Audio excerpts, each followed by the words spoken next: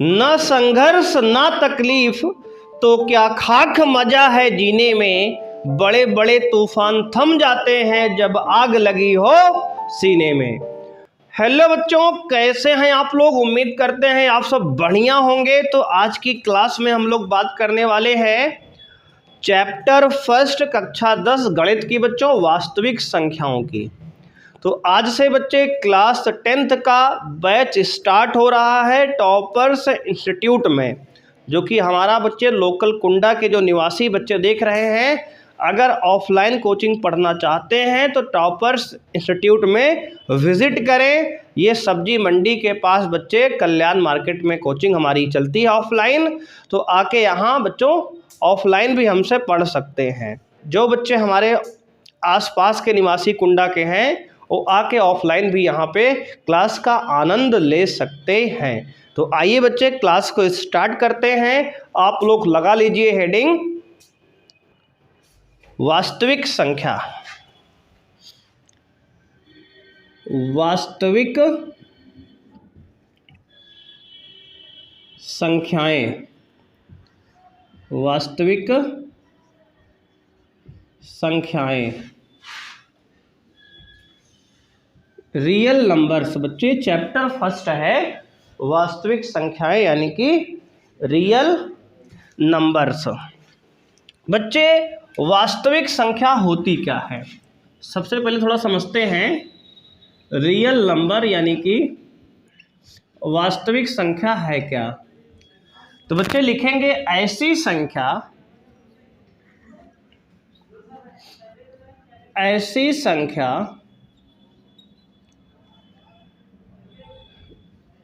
जिनको संख्या रेखा पर, संख्या रेखा पर प्रदर्शित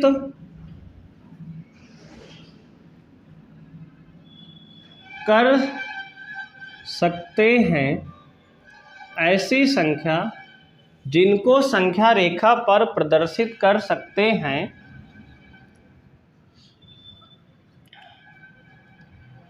वास्तविक संख्या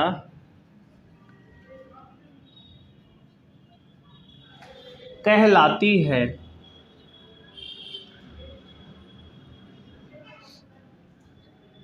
वास्तविक संख्या कहलाती है। ठीक है बच्चे, ऐसी संख्या जिनको संख्या रेखा पर प्रदर्शित कर सकते हैं वास्तविक संख्या कहलाती है। बच्चे देखो संख्या रेखा पर इस प्रकार देखो, जैसे यहाँ पर बच्चे बीच में 0 होता है, इधर +1 +2 +3, इधर -1 -2 -3, और ये चलेगा इधर प्लस अनंत तक, और ये चलेगा इधर माइनस अनंत तक। क्लियर है बच्चे? और इनके बीच में देखो 1 और 2 के बीच में ये √2 यहाँ पे होता है ना। और ये बच्चे यहाँ पे जो है इस प्रकार से जो है यहाँ पे जो है √5 भी होता है इधर 2 और 3 के बीच में। तो ये सब क्या है? देखो 1 2 3 ये सब परिमेय संख्याएं हैं। √2 √5 ये सब बच्चे क्या हैं? अपरिमेय संख्याएं हैं। ठीक है ना। तो ये सब भी परिमेय वास्तविक संख्या का भाग होती हैं बच्चे। ठीक है, तो इन सभी संख्या को, और इधर क्या होगा बच्चे माइनस में मान लो 0.6 है, यहाँ माइनस में 1.5 है। तो ये सब बच्चे संख्याएं क्या है? यानी जो नंबर बच्चे दशमलव वाली संख्याएं यानी परिमेय संख्याएं, अपरिमेय संख्याएं, ये सब वास्तविक संख्या का ही भाग होती हैं। कुल मिला के जितनी संख्याएं हम लोग बच्चे पढ़ते हैं पूरी अपने गणित में 10 तक में, वो सभी कैसी संख्याएं होती हैं? वास्तविक संख्याएं होती हैं। इसकी परिभाषा क्या है? ऐसी संख्या जिनको संख्या रेखा पर प्रदर्शित कर सकते हैं वास्तविक संख्या कहलाती है।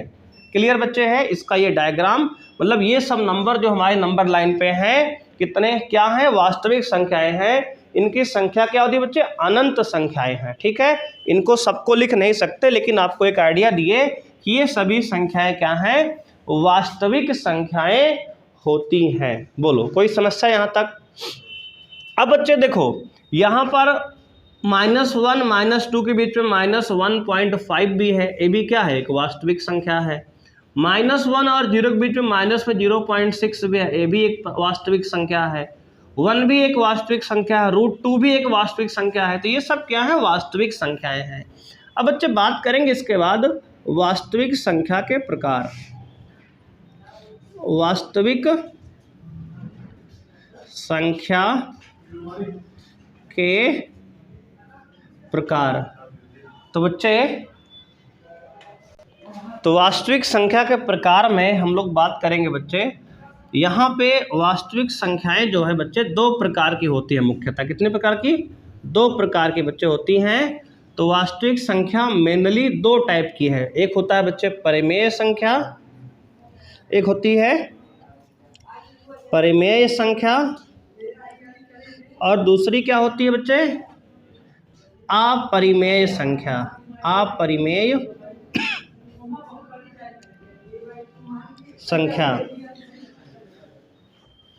परिमेय संख्या को बच्चे लिखते हैं क्यों से, ठीक है, इसका सिंबल है। अपरिमेय संख्या जो है इरेशनल नंबर होता है। इसको हम लोग यहाँ जो है कोई विशेष इसका सिंबल बच्चे नहीं दिया गया है, इसको आप ऐसे ही समझे रहोगे। ये होता है इरेशनल नंबर। क्या होता है? इरेशनल नंबर, अपरिमेय संख्या। और परिमेय होता है बच्चे रेशनल नंबर। क्या होता है? Rational number. बात समझ रहे हो? तो परिमेय संख्या, वास्तविक संख्या है बच्चे 2 प्रकार की, एक तो परिमेय है, दूसरा क्या है, अपरिमेय है। इतना नोट कर लिए जी। अब देखो बच्चे इसके बाद बढ़ते हैं आगे।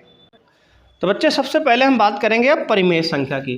तो लगाएंगे आप हेडिंग परिमेय संख्या। परिमेय संख्या।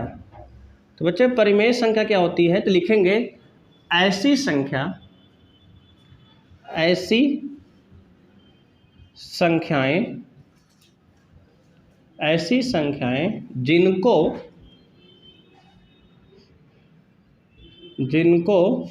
P/Q के रूप में, ऐसी संख्याएं जिनको P/Q के रूप में लिखा जा सकता है। ऐसी संख्याएं जिनको P/Q के रूप में लिखा जा सकता है परिमेय संख्याएं कहलाती हैं। परिमेय संख्याएं कहलाती हैं। क्लियर है? ऐसी संख्याएं जिनको P/Q के रूप में लिखा जा सकता है, मतलब अंश और हर के रूप में लिखा जा सकता है, क्या कहलाएंगे बच्चे? परिमेय संख्या कहलाएंगे। बात समझ में आई?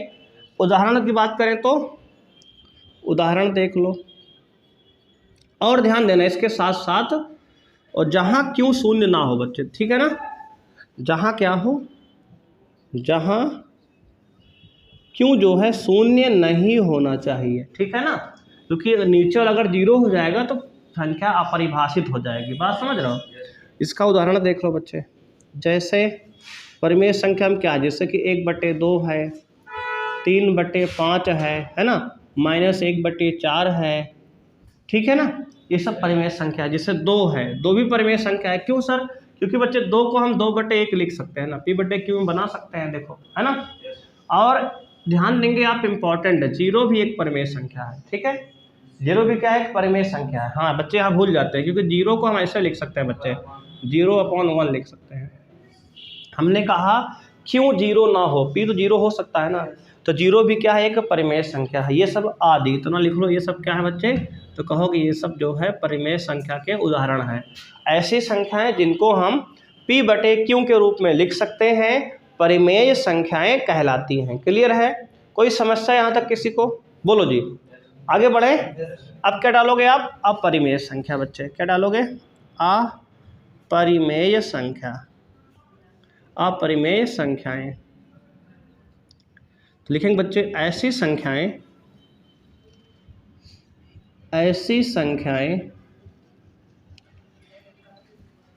ऐसी संख्याएं जिनको P/Q के रूप में नहीं लिखा जा सकता। ऐसी संख्याएं जिनको P/Q के रूप में नहीं लिखा जा सकता अपरिमेय संख्याएं कहलाती हैं। अपरिमेय संख्याएं कहलाती हैं। संख्याएं कहलाती हैं। बात समझ रहे हो बच्चे? कोई समस्या? जैसे बच्चे √2 है, √3 है, √5 है, जितनी भी संख्याएं रूट के अंदर वाली हैं क्या होती हैं? सब अपरिमेय। बोलो कोई समस्या है भाई? रूट के अंदर वाली संख्याएं क्या है? अपरिमेय है। मामला समझ रहे हो ना?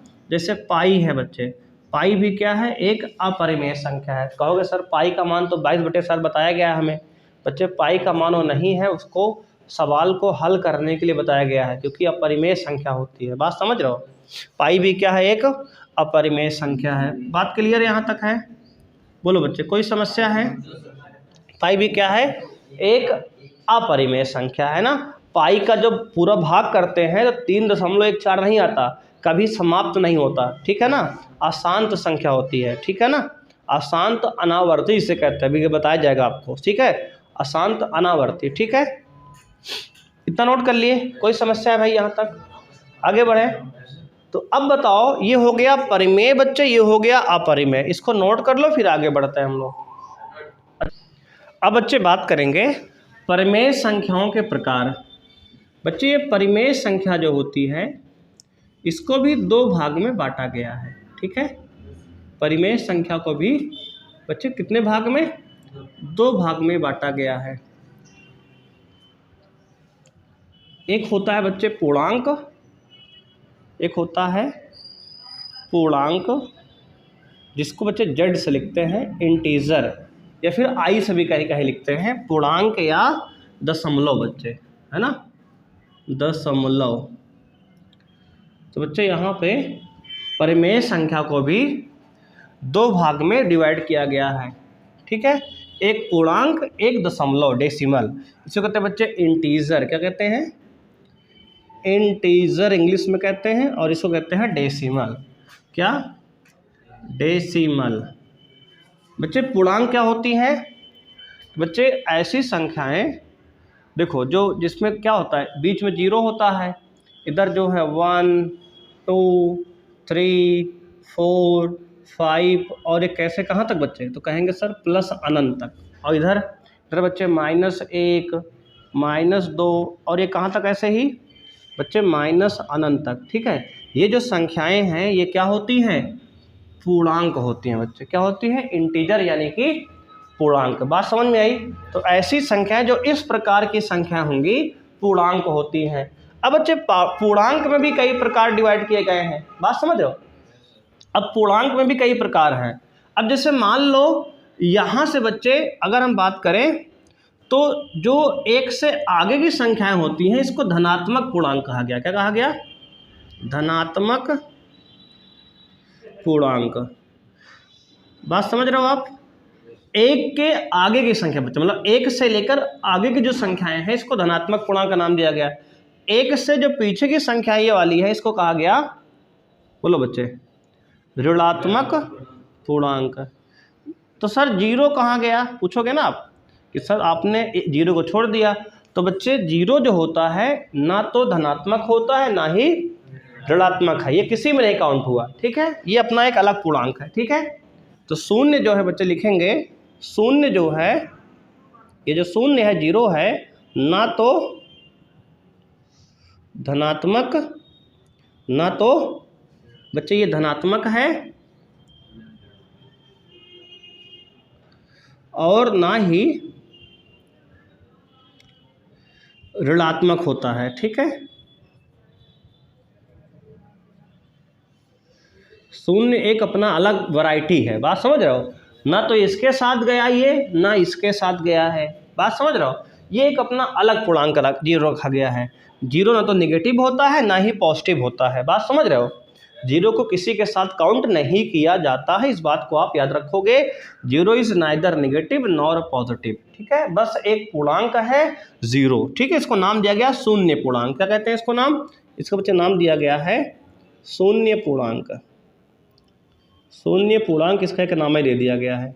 एक ये पूर्णांक है, इसका नाम अलग है शून्य पूर्णांक। बात समझ रहे हो?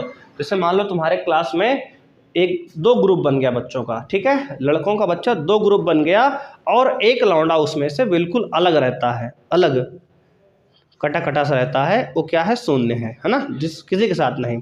मान लो एक ग्रुप ए है, एक ग्रुप बी है, कुछ लड़के ए ग्रुप में गए, कुछ लड़के बी ग्रुप में गए। एक लौंडा ऐसा बच्चा बेचारा जो किसी ग्रुप में नहीं गया, सबसे अलग रहता है ना। वो चिंटिक ख्यालों जिनमें खोया रहता है, तो कौन है वो? शून्य है, जीरो है। बात समझ में आई?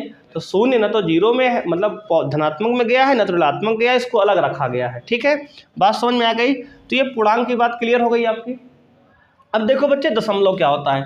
दशमलव बच्चे कई प्रकार डिवाइड किया गया। एक होता है शांत, एक होता है अशांत बच्चे, ठीक है। एक होता है शांत, एक होता है अशांत। शांत का मतलब बच्चे होता है, शांत का मतलब ये होता है बच्चे, शांत एक प्रकार का ही है। जैसे मान लो कहते हैं जिसको भाग करने पर पूरा पूरा कट जाता है बच्चे, ठीक है, टर्मिनेटिंग होता है शांत। जैसे मान लो 1/2 है बच्चे, 1/2 को भाग करो कितना आएगा? 0.5 आएगा। बात समझ रहे हो? 1/2 को डिवाइड करो कितना आएगा? 0.5 आएगा। ये शांत, शांत मतलब खत्म हो गया। जैसे हमने बच्चे देखो यहाँ 1 को 2 से भाग दिया, तो देखो पॉइंट बढ़ाए, 0 बढ़ाए, पॉइंट बढ़ाए, तो 1 0 बढ़ गया, 2 पंचे 10, देखो पूरा पूरा खत्म हो गया ना, समाप्त हो गया। तो ये शांत होता है। शांत मतलब यही कि जो समाप्त हो जाए, जो कहीं जाते जाते क्या हो जाए? ठंडा पड़ जाए, है कि नहीं। अशांत मतलब ये होता है बच्चे जो खत्म ही कभी ना हो। जैसे मान लो इस प्रकार, जैसे 1/3 है बच्चे, ठीक है। और इसमें भी 2 प्रकार बच्चे अशांत में हैं। अशांत में होता है एक अशांत होता है आवर्ती, एक होता है अशांत क्या? अशांत आवर्ती होता है बच्चे। आवर्ती माने जो बार बार रिपीट करता है अपने आप को। एक होता है अशांत में अनावर्ती। क्या होता है? अनावर्ती, जो अपने आप को रिपीट नहीं करता। बात समझ रहे हो ना? जो अशांत अनावर्ती है बच्चे, इसी को अपरिमेय कहते हैं। क्या है ये? इसी को जो है अपरिमेय भी कहते हैं, इसी को अपरिमेय भी कहते हैं। बात समझ रहे हो? इसी को अपरिमेय भी कहते हैं। न तो जो समाप्त हो और ना ही रिपीट करे अपने आप को, उसी को अनावर्ती भी कहते हैं। बात समझ रहे हो बच्चे? माजरा समझ रहे हो विनोद? देख रहे हो ना विनोद? अब देखो बात को समझो भाई। अशांत मतलब जो पूरा पूरा समाप्त हो। जैसे 1/2 बच्चे भाग दिए, 0.5 आया। जैसे मान लो 1/5 भाग करें, क्या आएगा? 0.2 आएगा। ये पूरा पूरा भाग देने पे कट जा रहा है ना। अगर बात करें अशांत आवर्ती में, तो बच्चे देखो ये एग्जांपल इसका 1/3 है। 1/3 भाग करो कितना आएगा? 0.3333 बच्चे, ये बार बार चलता रहेगा ऐसे ऐसे, है ना। 0.333333 ऐसे चलता रहेगा। इसको बच्चे लिखते हैं 0.3 बार। आवर्ती, आवर्ती माने जो बच्चे शांत तो नहीं होता, जो शांत तो नहीं होता लेकिन अपने आप को बार बार रिपीट करता है, दोहराता है, पुनरावृत्ति करता है, उसे कहते हैं अशांत आवर्ती दशमलव। बात क्लियर है? अशांत अनावर्ती क्या बच्चे? जैसे कि पाई की वैल्यू है 22/7, ओ भाग करो, कभी बच्चे रिपीट नहीं करेगा, हर बार नई नई संख्या आती रहेगी। 1/7 हो गया, ठीक है। किसको? नहीं, ये बच्चे दशमलव है। ये पूरा जो है परिमेय तो है ही है, ये दोनों परिमेय के अंदर ही आते हैं, तो परिमेय तो है ही है बच्चे। देखो पूर्णांक का दशमलव दोनों किसमें है? परिमेय में है ना। तो ये परिमेय का भाग है ही है, ये सब परिमेय हैं। लेकिन इसमें जो है जो संख्याएं बच्चे क्या होता है? अशांत में आवर्ती अनावर्ती हमने कहा, ठीक है। अशांत में जो आवर्ती होता है उसका मतलब ये है बच्चे कि जो है समाप्त तो नहीं होता कभी, लेकिन बार बार अपने आप को रिपीट करता है, पुनरावृत्ति जिसकी होती है उसे अशांत आवर्ती कहते हैं। और अशांत अनावर्ती जो है एक परिमेय संख्या का ही भाग है ये। बात समझ रहे हो? जैसे मान लो इसका हम एग्जाम्पल बच्चों आपको दे रहे हैं। जैसे मान लो ये इसका एग्जाम्पल ले लिए 2.12346 7 9 4 7 8 ऐसे चल रहा है बच्चे, ठीक है। ऐसे अनंत तक चल रहा है ये, ना तो ये कोई निश्चित पैटर्न फॉलो कर रहा है और ना ही ये समाप्त हो रहा है। बात समझ रहे हो, किसी निश्चित पैटर्न को नहीं फॉलो करता, ना ही समाप्त होता है, उसे कहते हैं अशांत अनावर्ती। क्लियर है? कोई समस्या आपको यहाँ तक हुई? पूर्णांक समझ में आया? ठीक है। दशमलव समझ में आया? दशमलव मेनली बच्चे मुख्यतः दो प्रकार के, शांत एक अशांत, एक शांत एक अशांत, है ना। और शांत में भी जो पूरा डिवाइड करने में ख़त्म हो जाए, शांत हो जाए। अशांत दो प्रकार की, एक जो ख़त्म तो ना हो लेकिन बार बार रिपीट करे। बात समझ रहे हो, जो ख़त्म तो ना हो लेकिन बार बार रिपीट करे, और एक ऐसी जो ख़त्म नहीं होती ना तो रिपीट करती है ना। बात समझ रहे हो कि नहीं, जो ख़त्म भी ना हो रिपीट भी ना करे, मतलब अलग अलग संख्या बार बार आए, कोई निश्चित पैटर्न फॉलो नहीं करती है। क्लियर है मामला यहाँ तक का? कोई समस्या है आपको यहाँ तक समझने में? नोट कर लिए अच्छे से। अब बच्चे हम लोग देखो पूर्णांक भी कई प्रकार के हैं। देखो पूर्णांक में हमने दो प्रकार बताया आपको, एक धनात्मक एक ऋणात्मक। इसके अलावा भी कुछ प्रकार हैं बच्चे, जैसे सम संख्या, विषम संख्या, है ना बच्चे। देखो धनात्मक पूर्णांक को ही सम और विषम में बांटा गया है, ठीक है। बात समझ रहे हो? और अगर बच्चे जीरो के साथ धनात्मक पूर्णांक ले लें तो इसको पूर्णांक कहते हैं बच्चे। क्या कहते हैं? होल नंबर कहते हैं। बात समझ रहे हो ना? पूर्ण संख्या कहते हैं। इसको नोट कर लिए आप। अब देखो इसके बाद, अब बच्चे पूर्ण संख्या क्या होती है समझो। अगर हम ये धनात्मक संख्या के साथ जीरो ले लें, क्या ले लें? जीरो, मतलब ये पूरी संख्या जो हो गई यहाँ से जीरो से लेकर आगे वाली ये पूरी पूर्ण संख्या है। क्या है? पूर्ण संख्या। पूर्ण संख्या जिसको बच्चे इंग्लिश में कहते हैं होल नंबर। क्या कहते हैं? Whole number. बात को ध्यान समझो, होल नंबर। बच्चे अगर जीरो कर लेकर आगे की संख्याएं लिखें, धनात्मक संख्याएं जीरो के साथ, तो इसे क्या कहते हैं? पूर्ण संख्या कहते हैं, ठीक है। तो शून्य संख्या मतलब शून्य को लेकर सभी धनात्मक संख्याएं क्या कहलाती हैं? पूर्ण संख्या कहलाती हैं। इसको ऐसे बोल सकते हो कि सभी प्राकृतिक संख्याएं और शून्य को मिला दिया जाए तो इससे पूर्ण संख्या बन जाता है, ठीक है ना। तो बच्चे डेफिनेशन लिखवाए कि समझ गए हो आप इतनी बात को? बात समझ रहे हो ना? अगर लिखना चाहो लिख लो, शून्य के साथ सभी परिमेय संख्याएं, शून्य के साथ सभी प्राकृतिक संख्याएं पूर्ण संख्या कहलाती हैं, ठीक है ना। ये पूर्ण संख्या का हमारा मतलब होता है, मतलब जीरो और प्लस सभी प्राकृतिक संख्या, नेचुरल नंबर, ये क्या होती है? पूर्ण संख्या होती है बच्चे। ये हमारा मतलब इसका है। मामला समझ में आया यहाँ तक का? अब इसमें बच्चे यहाँ पर जो है,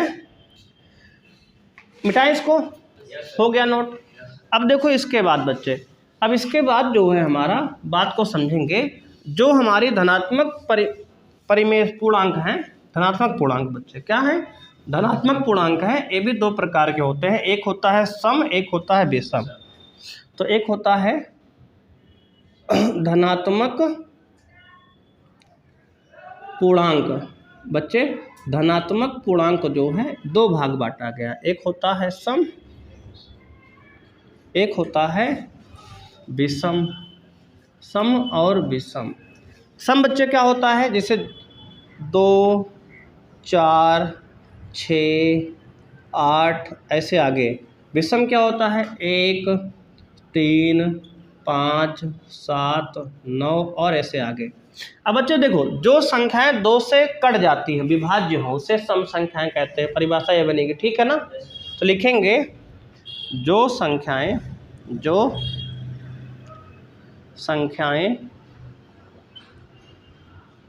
2 से विभाज्य हो, क्या हो? विभाज्य हो, सम संख्याएं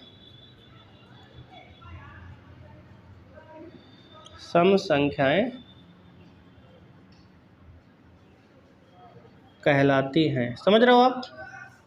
और इसमें क्या लिखेंगे? जो संख्याएं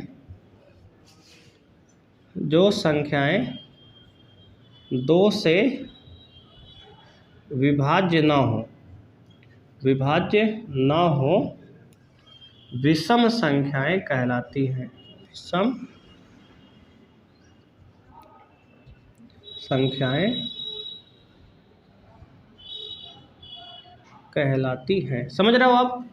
तो सम क्या है, विषम क्या है, अगर कोई समस्या यहाँ तक हो बता दो और इसको नोट कर लो बच्चे। फिर आगे बढ़ते हैं, कुछ और संख्याओं के बारे में समझते हैं जिसका इस्तेमाल हम लोग 10th में करेंगे आगे, है ना। नोट हो गया जी यहाँ तक। अब देखो कुछ और संख्याएं हैं बच्चे जो आपके 10th में इस्तेमाल होंगी, उनको भी देख लेते हैं। जैसे मान लो हम लोग कहते हैं बच्चे, यहाँ पे अगला आता है नंबर, प्राइम नंबर, अभाज्य संख्या बच्चे, अभाज्य संख्या।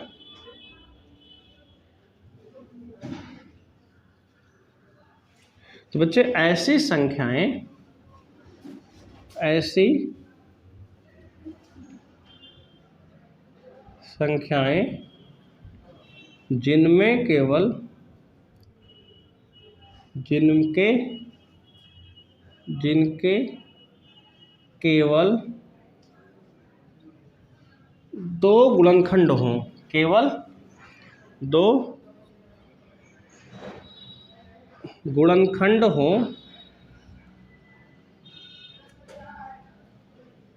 एक और स्वयं संख्या। अच्छा ठीक है, स्वयं संख्या अभाज्य संख्याएं कहलाती हैं। अभाज्य संख्या कहलाती है बच्चे, ठीक है। ऐसी संख्याएं जिनके केवल 2 गुणनखंड हो, कौन कौन, एक और स्वयं संख्या अभाज्य संख्या कहलाती है। जैसे बच्चे 2 है, 2 का गुणनखंड कौन है, 1 और खुद 2, बस, और कोई गुणनखंड नहीं इसका ना, ये क्या है, अभाज्य है। जैसे मान लो ये 3 है, तो बच्चे 3 का गुणनखंड क्या है, 1 और 3 है, तो ये भी क्या है, एक अभाज्य संख्या है। जैसे मान लो 5, तो 5 का बच्चे गुणनखंड क्या है, 1 और खुद 5, तो ये भी क्या है, अभाज्य संख्या है। तो ऐसी संख्याएं बच्चे जिनके केवल 2 गुणनखंड होते हैं अभाज्य संख्या कहलाती है, ठीक है। जैसे मान लो 7 लिख दिए, तो बच्चे 7 का भी गुणनखंड 1 और 7 ही होगा, है ना। मतलब केवल जिसके 2 गुणनखंड होते हैं, 2 से ज़्यादा गुणनखंड नहीं होते हैं। अगर आपसे पूछे सबसे छोटी अभाज्य संख्या, सबसे छोटी अभाज्य संख्या क्या है, तो कहोगे सर 2 है। क्या है, 2 है। 2 से छोटी अभाज्य संख्या नहीं होती है। बात समझ रहे हो, 2 से छोटी अभाज्य संख्या नहीं होती। अगर आपसे पूछे सबसे छोटी सम अभाज्य संख्या क्या है, सम अभाज्य संख्या, तो कहेंगे सर ये भी क्या है, 2 होगी, क्योंकि 2 ही एक ऐसी संख्या है जो सम भी है, अभाज्य है, और कोई ऐसी संख्या अभाज्य नहीं है जो कि सम हो, ठीक है। अगर पूछे इकलौती सम अभाज्य संख्या कौन है, 2, और सभी अभाज्य संख्याएं विषम होती हैं, ठीक है। केवल एक अकेली 2 ऐसी है जो सम भी है और अभाज्य भी, इसको याद रखना है। अगर आपसे पूछ ले सबसे बड़ी अभाज्य संख्या क्या है, तो क्या बताओगे, सबसे बड़ी अभाज्य संख्या बताओ भाई, सबसे बड़ी अभाज्य संख्या क्या है, बोलो, कोई दिक्कत है, सबसे बड़ी अभाज्य संख्या वही बोलो, तो कहोगे अपरिभाषित। क्या है, अपरिभाषित होती है, लेकिन हम बता नहीं सकते, क्यों, क्योंकि बहुत बड़ी संख्या है। क्या है, बहुत बड़ी संख्या है, जितना सोच सकते हो उससे भी आगे सोचो, है कि नहीं। सबसे बड़ी संख्या जो अभाज्य जो है होती तो है, लेकिन हम बता नहीं सकते कि बहुत बड़ी संख्या है, जहाँ तक हमारी सोच है उसके भी आगे है। बात समझ रहे हो कि नहीं। तो ये कुछ बातें अभाज्य संख्याएं के बारे में हो गई। उम्मीद है कि आपने समझा होगा, इसको नोट किया है, क्लियर है। अब बच्चे एक संख्या और समझ लो सह अभाज्य संख्या, जो कि आएगा, जरूरी है जानना आपको। क्या है? सह अभाज्य संख्या। सह अभाज्य संख्या क्या होती है बच्चे? सह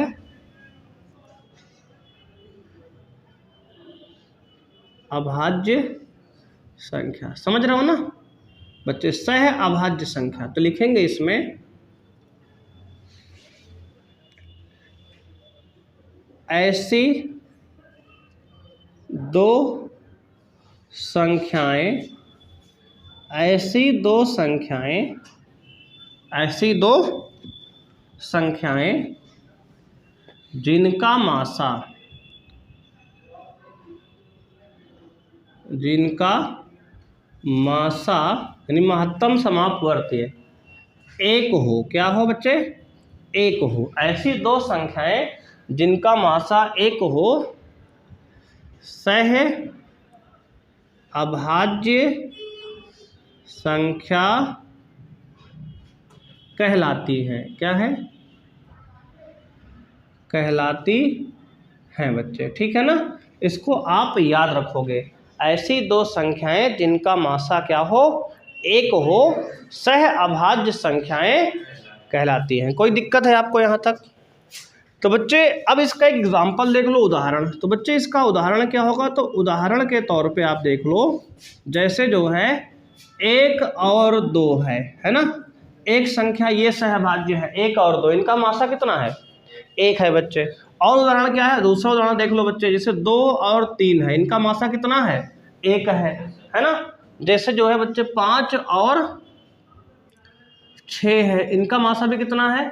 1 है। तो ऐसी दो संख्याएं जिनका मासा क्या होता है? 1 होता है। तो सहभाज्य संख्याओं के लिए कम से कम 2 संख्या चाहिए। जैसे 1 और 2 इसका मासा 1 आएगा, 2 और 3 इसका मासा 1 आएगा, 5 और 6 इसका मासा 1 आएगा। ये सब क्या होती हैं? सह अभाज्य संख्याएं होती हैं। बात समझ रहे हो कि नहीं बच्चे? क्लियर है मामला यहाँ तक का? कोई समस्या जी यहाँ तक?